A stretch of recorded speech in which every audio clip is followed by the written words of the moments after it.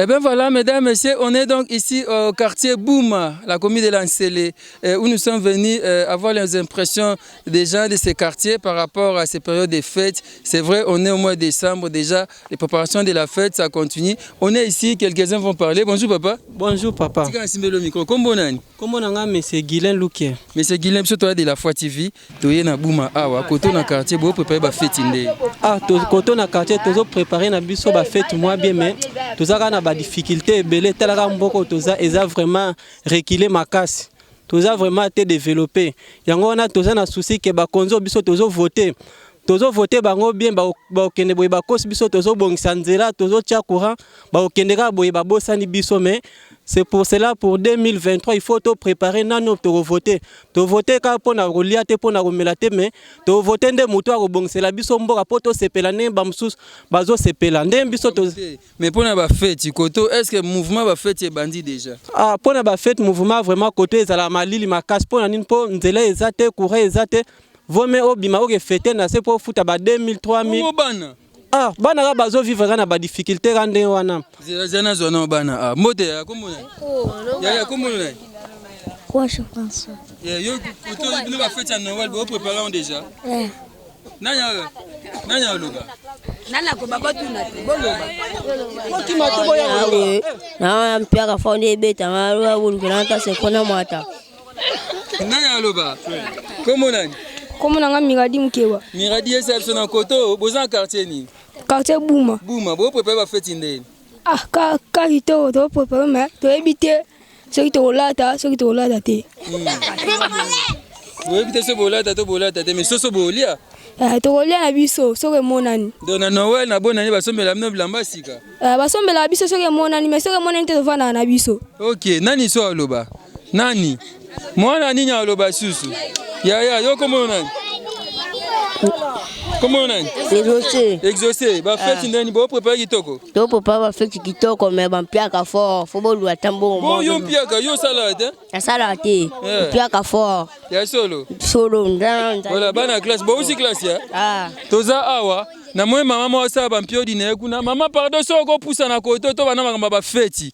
Pendant cette période toza na pona oza ndenge ni ba préparer ba fête na ba quartier, to na quartier Bouma précisément na commune Lancelé. Poussa na maman. Mbote maman. Mbote papa langa molia.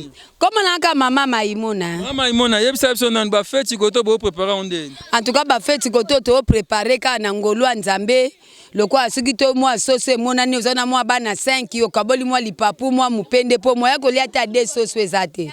Po sauce ya pamba ana moma oyo déjà 7000. C'est que la mukolango comme ba 10000.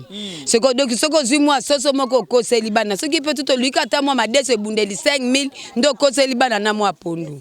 Oko c'est la bana sunde. Oko c'est bango na moi basani moi lutu na moi ndambo aloso. Moi bali ya pena bi ezate po tala kaka ezui les amukie. Mais ba jouer bo so me bana pe ba jouer. Ba jouer en tout cas la moi par hasard pena po muta somba jouer po tala ka ne bunda ma desu 5000 somba sou jouer.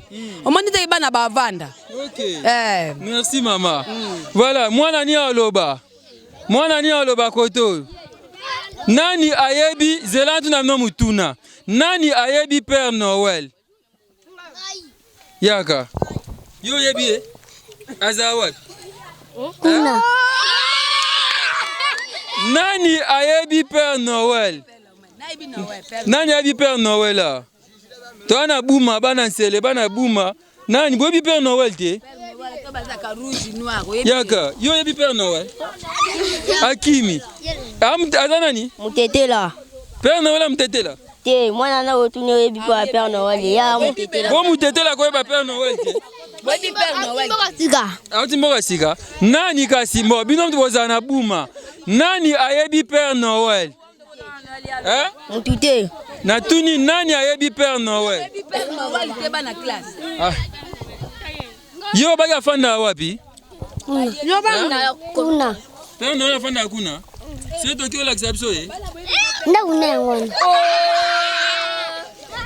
Voilà, comprenez toyaki kotoyo na quartier Bouma, précisément à commune Ansele, et ça quartier moko un peu reculé, toyaki ato sola bandeko, ba préparation ba fête saison le gandenge nini, est-ce que ba bi Père Noël, misu ba bi Père Noël té, misu ba bi Père Noël aza à côté kuna, to comprendre, to zé bon na Bouma, merci, nazongsi plateau de la Foi TV.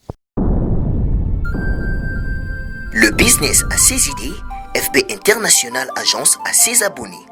Le fret Europe, RDC, a retrouvé son identité. Pour l'envoi de vos colis, bagages, véhicules et autres, courrier express à destination Kinshasa RDC, une seule agence, FB International. FB Business, et pas Fiston Bassene, à Ozabizo Kotozane. Maringa Septande. Maringa Septande, c'est là, j'explique. Alors, Maringa Septande, FB International. Na Kasavubu, elle sait que c'est na Kasavubu. Ça va sauter na Kasavubu na Maringa wana. La sécurité de vos bagages sont assurées en un voyage rapide et à bon port, quelle que soit la quantité. Du déposage jusqu'à l'entreposage, FB International assure comme jamais. Alors jamais. Nous organisons des frettes aériennes et maritimes. Awana FB International Business. Biloko et comme Peto Zouaka. Peto Zouaka.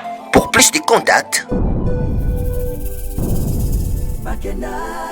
International. FB International. Souka.